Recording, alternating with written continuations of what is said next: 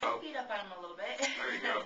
So he's there to, he's given his first try that night too. And, you know, one of the things that I like about your camp and Jermaine Andre and you and meeting you is that you guys aren't bugs. You know, you're here about the sport and sportsmanship matters to you guys, and how you represent your gym and yourself is something that's taught to you by Jermaine Andre, and that's one of the reasons why I'll have you on the card. You know, and you represent yourself fine. And there's enough guys out there that don't, and there's enough fighters out there that we don't have to use those guys, and that's what's nice.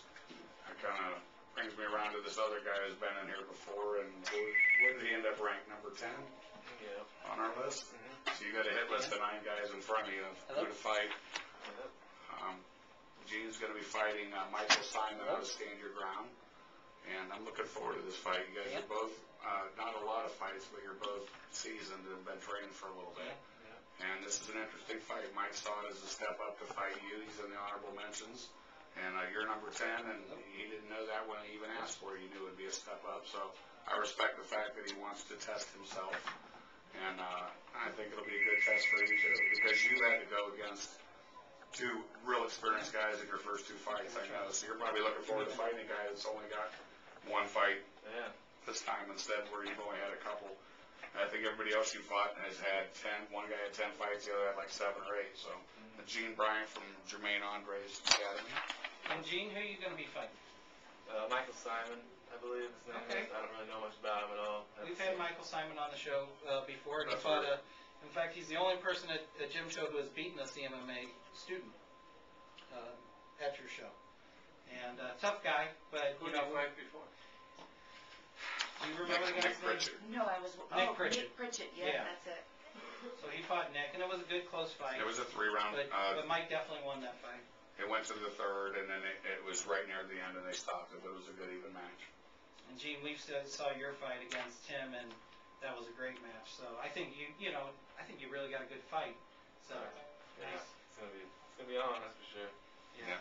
He's got his hands full because I think you're a big guy at this weight. Yeah.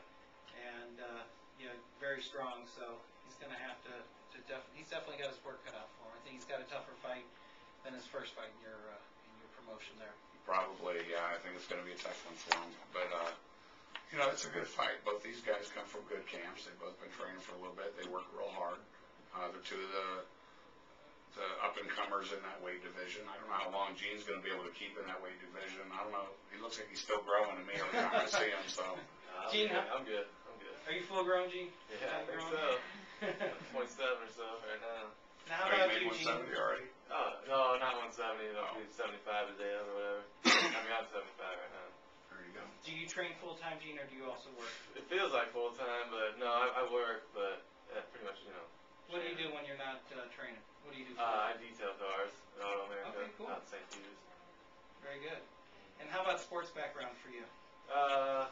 I wrestled here and there when I was younger.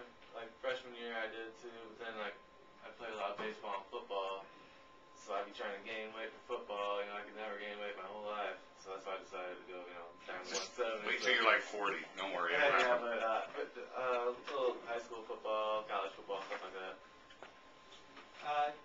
So how's that compared to, playing football to MMA? Has it been a big transition, or is it one sports kind of like the other?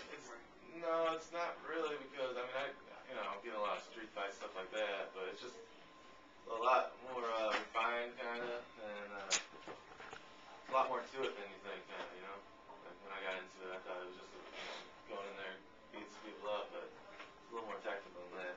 Gotcha. You lost it. What's been your worst fight? My worst fight? I've only had 2. Are you talking about in the cage, actually? Yeah. Oh, okay, so you've had a worse fight outside the cage, perhaps? Yeah, maybe so. How about your worst fight in the cage? Well, that'd have to be my last one with Tim Smock. Wasn't that bad? It wasn't bad, it was a good fight. Just bad stuff happens. I didn't realize that you were the one that fought Tim Smock. Yeah. Well, we're He's the one that broke his nose. Oh, yeah. Yeah, he broke Tim Smock's nose. Yeah. He didn't break Gene's nose. He's still good looking. Oh, he did hit me hardcore. Like, first thing that happened, I was, woke me up, yeah. Tim's a good stand-up fighter. Tim's a good ground fighter. He's #1 ranked fighter at 170 in the amateurs in this area. So little bit of a target, but nothing, no slouch there. So, you lost the number 1 guy, and you didn't lose by much. I mean, it was a very close fight. Yeah. And we're going to be bringing in 2 more fighters from Warriors Clyde, but in the meantime, we're going to take a phone call here. I would like to welcome to the show Dan Moriarty. Welcome, Dan. Hey, Andy, how you doing? Doing good. Dan, you're going to be refereeing at the fights this weekend, aren't you? Yeah, I'm going to be refereeing at Jim Jenkins over at the Machinist Hall. Right. Yeah, we have several of the fighters here who you'll be roughing for, so, be good to them, Dan. Oh, yeah, I will. Don't they call you Let 'em Bleed Moriarty? Well, I tell you what I do for these guys, and it's a delicate balance at this level. You want to make sure that these guys, get their chance that they've trained for, but yet on the other end, you don't want anybody hurt.